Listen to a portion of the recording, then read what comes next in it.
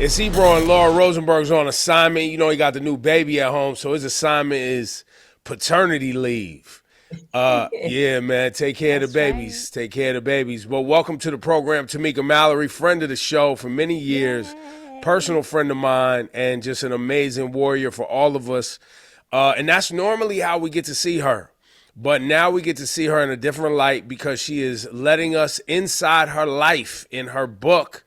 I live to tell the story. A memoir of love, legacy, and resilience. Tamika Mallory, welcome to the program. What's happening?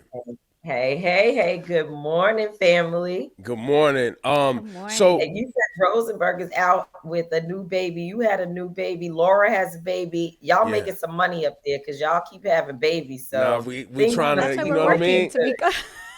Listen, that's our version of contributing to the community. You know what I mean? Bringing some great human beings out here. That's what we're I trying know to do. that's right. So now, Tamika, you this is your second book, correct?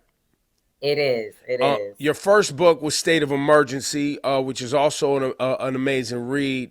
But this book is more personal. What was the decision to go ahead and show people this side of you?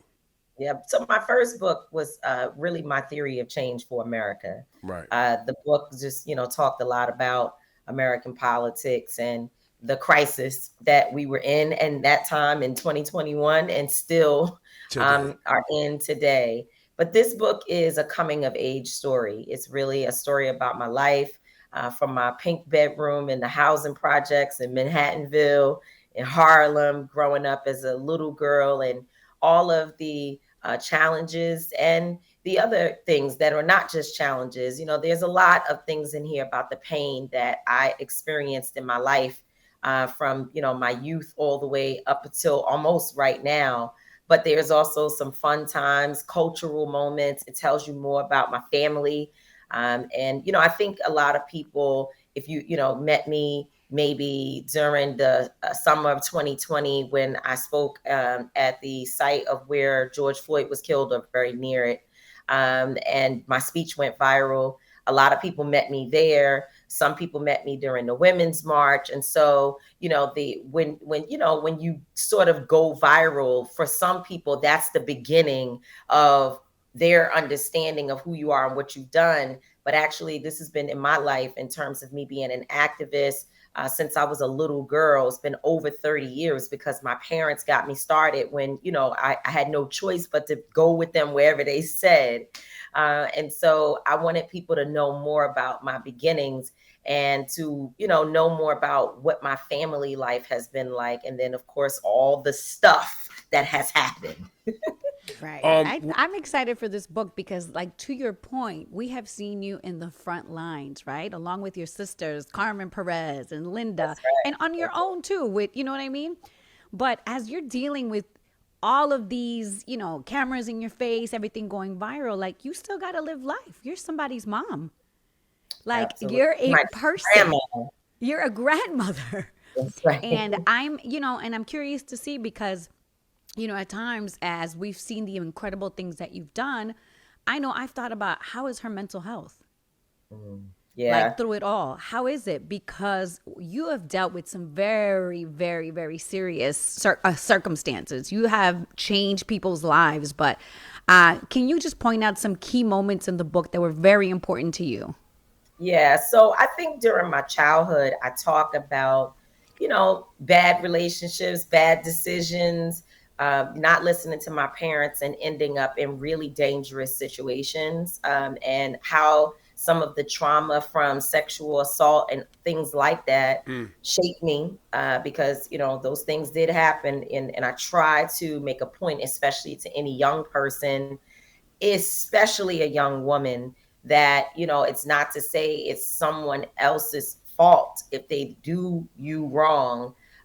They should still be held accountable, but nonetheless we have to protect ourselves by being a lot more responsible with where we go, what we do, who we're around, because it's trauma that I will never ever be able to erase. In fact, it was hard to write those parts of the book, because I had to go back and relive stuff that had Yeah. been tucked away, things I hadn't thought about in a long time.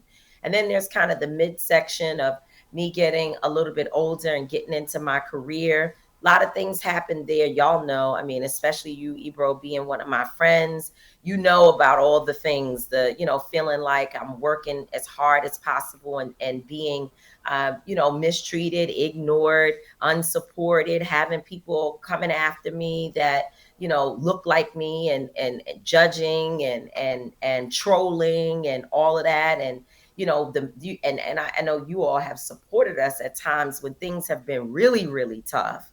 When we've been in the middle of serious political battles, slander, a lot of that. So that's also trauma that sticks with you. And Right. I detail some of those incidents.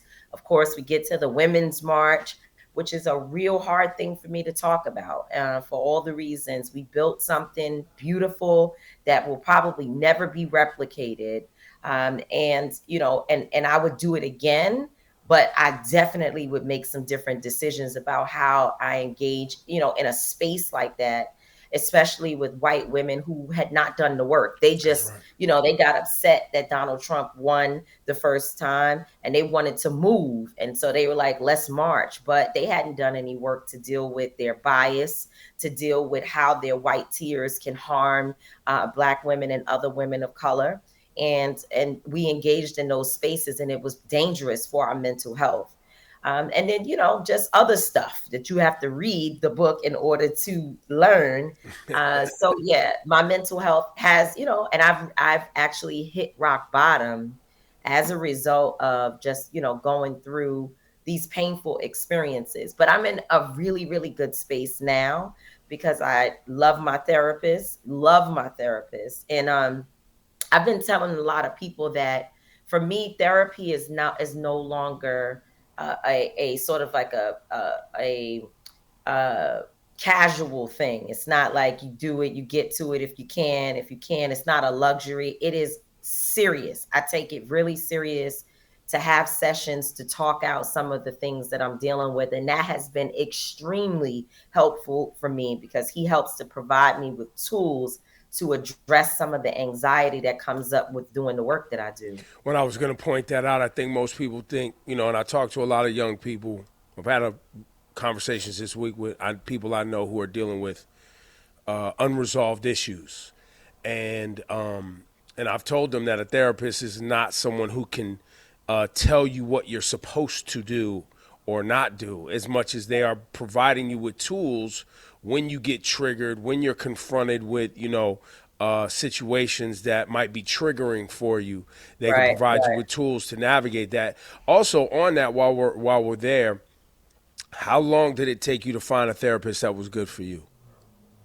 So, my process was that I got addicted to prescription pills because I couldn't sleep. And so that just turned into a whole thing, 20, 30 pills a day. And so when I went to rehab, I always have to give so much love to the NBA All-Star Jason Williams because he was responsible for getting me in a rehab. And Rachel Nordlinger, who you all know, Yep. took me, dropped me off. I was all little tears in my eyes. So don't leave me. And she was like, "You're going to be better for this." And so the two of them helped me to get there. So that was like the beginning of finding a therapist because I knew leaving, I had to do something. And it just so happened that a good friend, and in fact, I went through a few therapists because I attempted to detox myself before having to go in to the facility.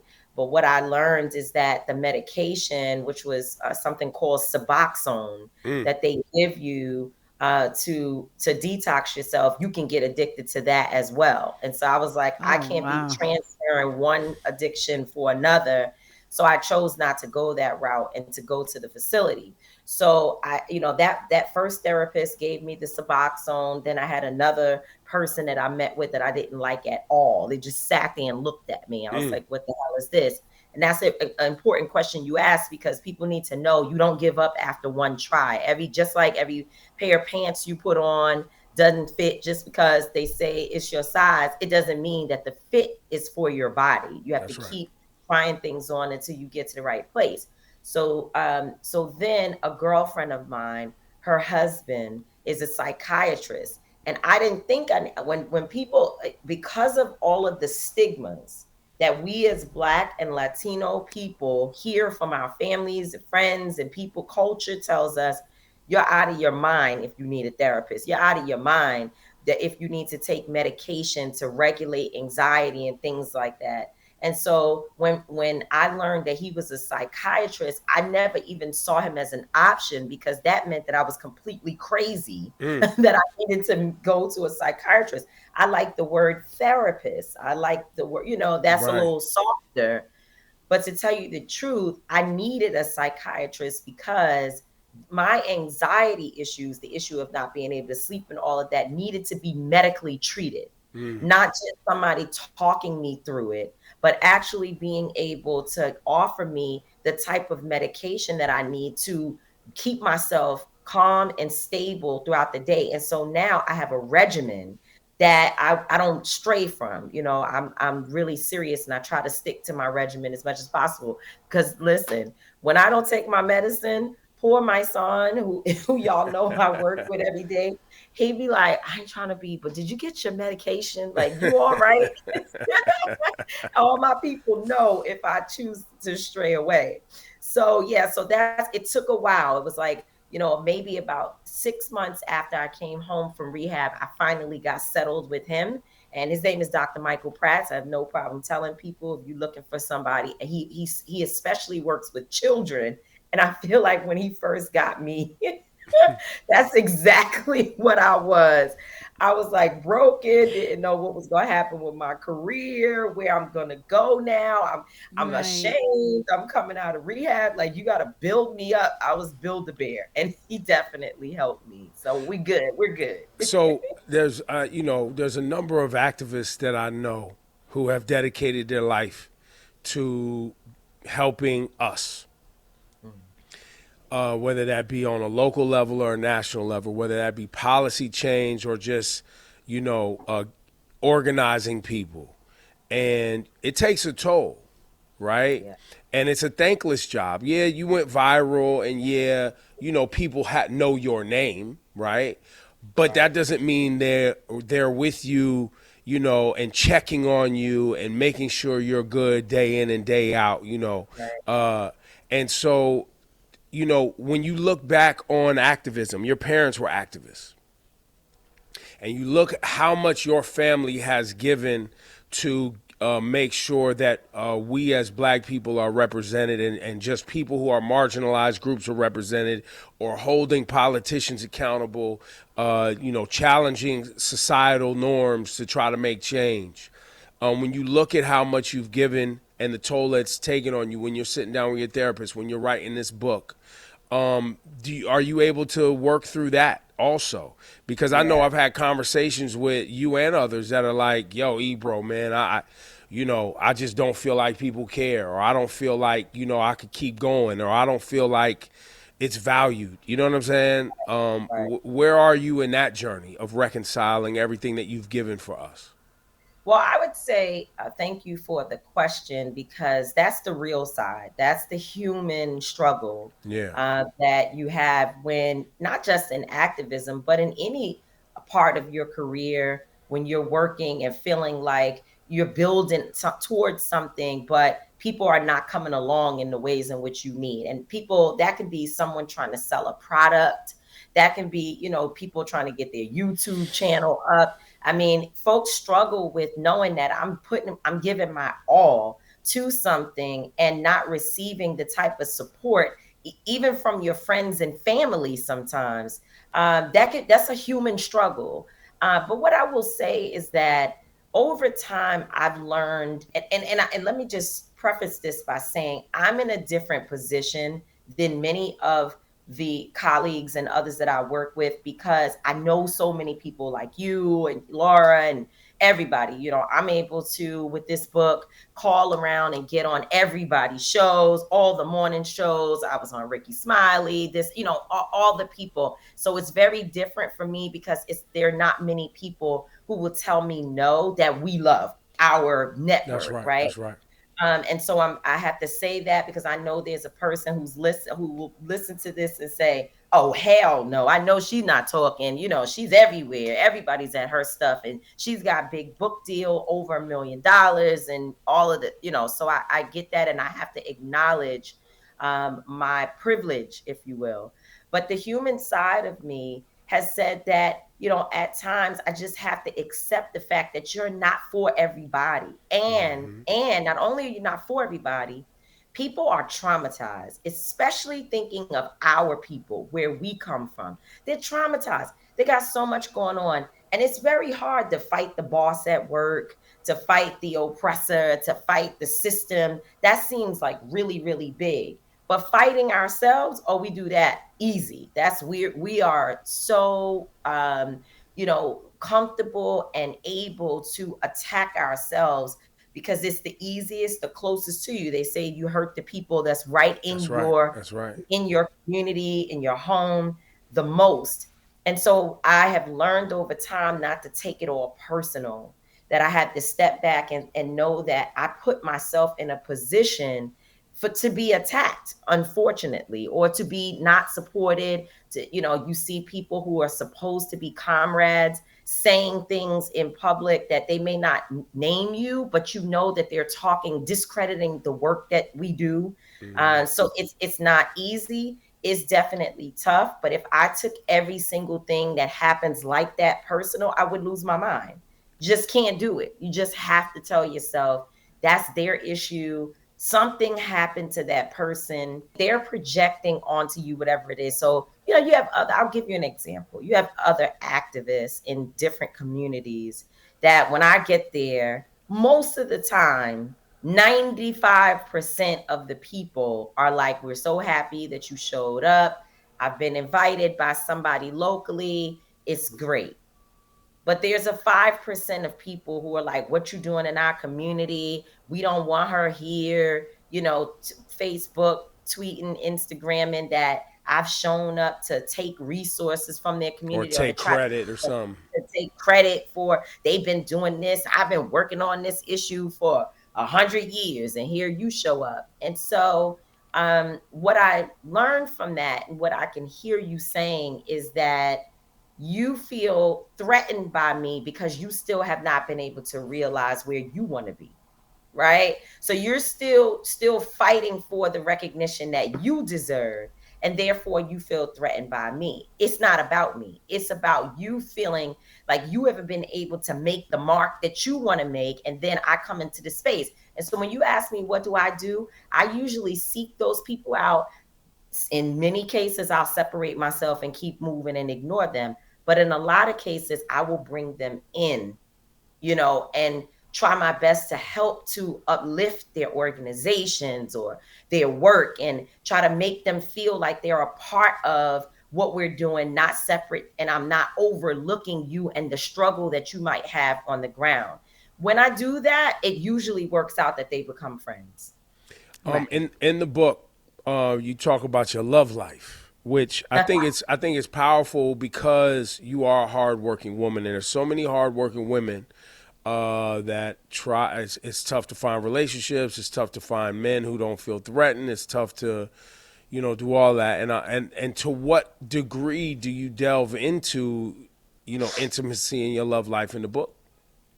Too much. I wish, some of the chapters don't read them, I'm not. eliminate it. Listen, I'll tell you right now. I need you to tell me which ones. I'm not ready. You still little Tamika. Oh God. I'm not built. I'm not built. Yeah, I know that you love me, brother. I know. Yeah, I do. I talk a lot about, I wanted this book to be an experience for someone who's like, okay, let me get into it. If you're 14 or 15 years old, I want you to be able to sit with this book and be like, damn, that happened. Wow. My mom has been trying to tell me that that friend is not good for me, or that guy, something bad is going to happen. And I don't listen to her because I don't think she knows what she's talking about. But now I see, and I talk about in the book, whenever your parents tell you they have a gut feeling that something is not right, listen, because they know. And I think back to The Coldest Winter Ever, which was a book that, just rocked my world. I read that book from the front to the back and the back to the front, read it twice actually in maybe a week. Um, and it was a lot in that book that I was living through, or at least getting ready to, or thinking about in my mind at that time. So I wanted my book to be very similar, and I had to be vulnerable. You all know, people can sense when you're trying to like teeter the line. They know, they're like not interested in that. What folks want to hear is the real raw truth of what happened, or don't waste my time. I could be doing anything else. Why do I want to pay for your book, read your book, if I have to sit here and watch you trying to like protect yourself and not tell the story? Either you're going to be raw and open yourself up so I can learn something, or forget about it. And I knew that. So there were moments when I was like, okay, we don't got to say all of that. But then when I went back to read over the chapters, you could tell that things were missing. The stories the story didn't close in a way that gave the reader an opportunity to see the fullness of those moments. And so I had to go back and get a little bit deeper. And that's what you have. So if you're not ready, don't read it, because there's a whole lot of stuff in here. Yes. Very Yes. exciting. Listen, Congratulations, Tamika. This is so wonderful, and we're always so proud of you. Thank you, how much boy. did this book help you with regard to your therapist and everything? When you Yeah. when you got the words out, read it, saw the words on the page, and you were like, "Wow!" Like, did you have that outer body experience where you were kind of like, "Yo, this is me right here. Like, this is." Yeah, I did. I did. There's three places in the book where other people write about me. That's one of the sort of my signatures, that I always open up my space, as you know, to provide voice, opportunities for other voices. And so when you talk about my love life, the man who I spent many, many years with, incredible man who is my bestie right now, Don Coleman. He wrote a piece about our relationship and his love for me that is so powerful. It's so beautiful. Please open it up and read it. One of my colleagues, attorney Angelo Pinto, he wrote, what it is that allows him as a man, especially, to follow me as a woman, in this movement. And it's incredible. It's beautiful. And I think one of the most emotional parts is, after I came home from rehab, I was like in my house. What am I going to do with my life? Feeling very, very depressed. I was in despair, just broken in a lot of ways. And Yandy came over, which I'm sure somebody called him, was like, you really should go visit your friend. She came over and helped me to take a shower. I was so weak that she had to help me bathe, to help me change my sheets, but I felt so much better. Like, that was the beginning of me standing back on my 2 feet. And so she writes about how she felt coming here and trying to help restore me, and watching me go through this process of going from being here and trying to sort of get myself together again, the lows and the highs. And that part of the book will make you ugly cry. Yeah. Definitely will make you ugly cry. So yeah, when I saw those three pieces, it closed the story for me, because somebody else was in there saying, this is how I see you.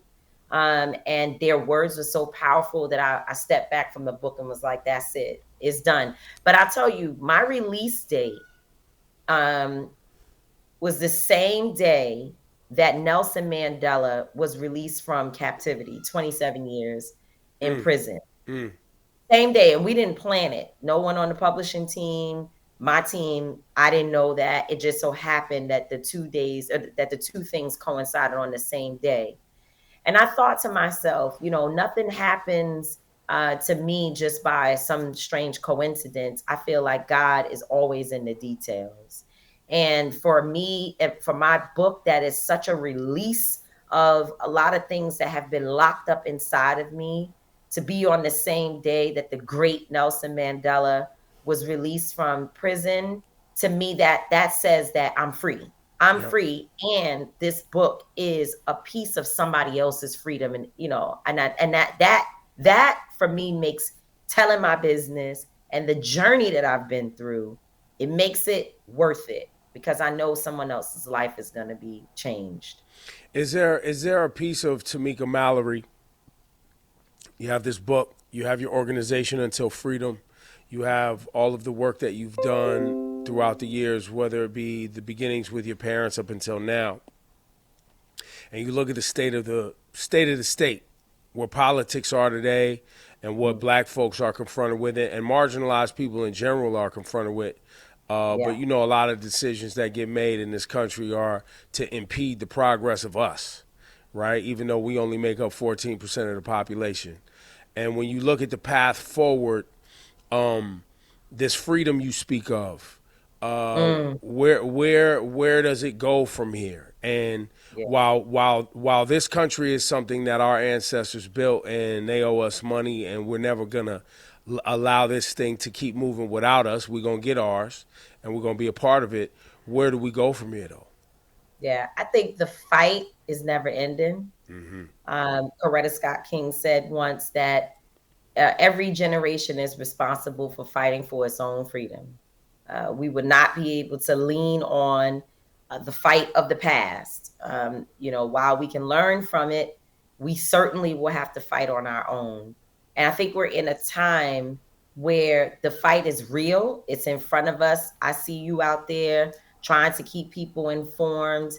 I certainly feel, and I'm sure the two of you share the feelings of just being like, are we just this ignorant? Like, are people really just this dumb? Seriously, with the types of things that they say and the mindset that we have. So, yes, there is a fight against the system and fascism and racism and sexism and all that we see around us. But there's also an internal fight to really get our people to think deeper, and to be able to see what's in front of us and not try to make ourselves believe it's something else. No, no, you see it. It is what it is.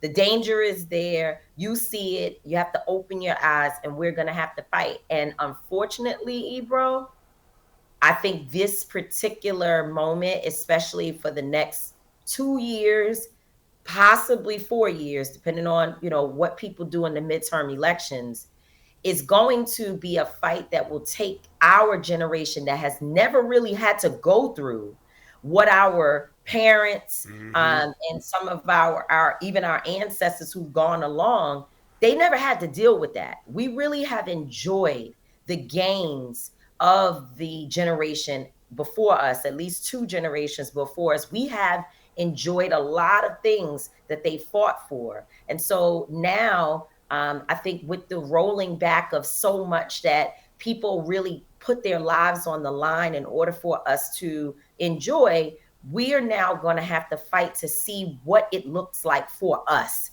How do we evolve? People are talking about building our own, and I agree with that 100%. Well, what does that look like? What will be the steps for building distribution networks so that we don't have to take our products to Target and places like that, and Black folks will be able to find our people directly? How does that work? How will we use the internet and the social currency and all of these things in order to create new avenues of wealth?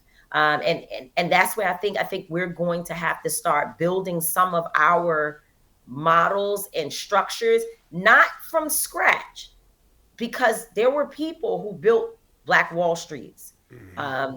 Think about towns like Rosewood in Florida. People did this, or we're not doing something completely new, but we're going to have to do it our way. And it's going to take some community building among us in order to get it done. Tamika Mallory, the new book. I just blanked on the title. Sorry. I live to tell the story. I was about to call it I live to tell about it. I live to tell the story. Yeah, only The you can do love, that. the activism, the pain, all of it is in there. A memoir of love, legacy, and resilience.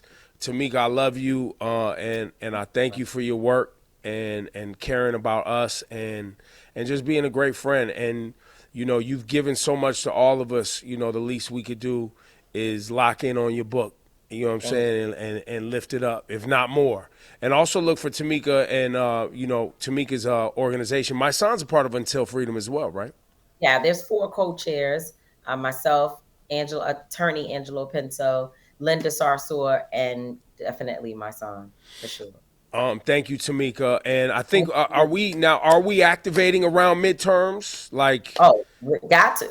Well, I've been telling folks that don't wait to run yourself. We got 2 years. That's a nice amount of time for you to be able to get in your community. I'm sure a lot of people who are already in the community don't see themselves as being able to run for office, and you can. that's right. This is the time for you to step up because the playing field is wide open. That's right. What used to be and who was the most important, elected official and power player in the community, that stuff is passe. There are new people, new blood, and not to say that we don't need the wisdom of those who have done it, but there's a new energy out there that has to be captured. And so I'm saying that, yes, midterm elections is going to be the most important thing that we can do to push back on some of the onslaught of confusion and the frustration that we're feeling in this moment. And so if you want to run for office, this is a perfect time to let people know that so we can raise money for you. People can support you and get you out there. And I'm sure there are already some other people who are already running for office, and we need to support them. We have to take this moment really, really, really seriously. We're going to need to undergird our organizations, our institutions, and people who are out there really doing work on behalf of the community. So please, yes, midterms. We can't vote for a presidency for 4 years, but what we can do is create some balance in the state houses and also in our Congress. So yes, for sure. And just one point on the book, I'm on tour in so many cities. My friends have been showing up and showing out. They're opening churches and community centers and restaurants and having events for me all over. It was a huge party that took place for me just the other night. And so please, I want y'all to be a part of the experience. And you could go to tamikadmallory.com, tamikadmallory.com/tour. tamikadmallory.com/tour, and you can find all the dates. You can also find links on my website to pre-order to order. I forgot, it's already out. So There you go. to order the book, please order an Audible version. I did the Audible version myself, along with the other individuals who were a part of the book, like Yandy. And it's really, really powerful. So get your Kindle copies, support if you can. And I really, truly appreciate every single person who has already purchased the book and has been sending me pictures of the copy in their homes and in their hands. And I thank and love the both of you so very much as well. Tamika Mallory, I'm gonna send you some deets too, since you out in the communities too. The U.S. Elections Assistance Commission has released the final election numbers. They come out a little bit later of like who got purged, what was incorrect, da da da. And it says 4.8 million voters were wrongly purged from voter rolls. That's right. It was a Wow. game. They played it. It was a game. They played it well. And if you That's don't right. know that it's happening, you really need to be educated. People were definitely purged. Provisional ballots weren't accepted. They were 1.2 million provisional ballots were rejected.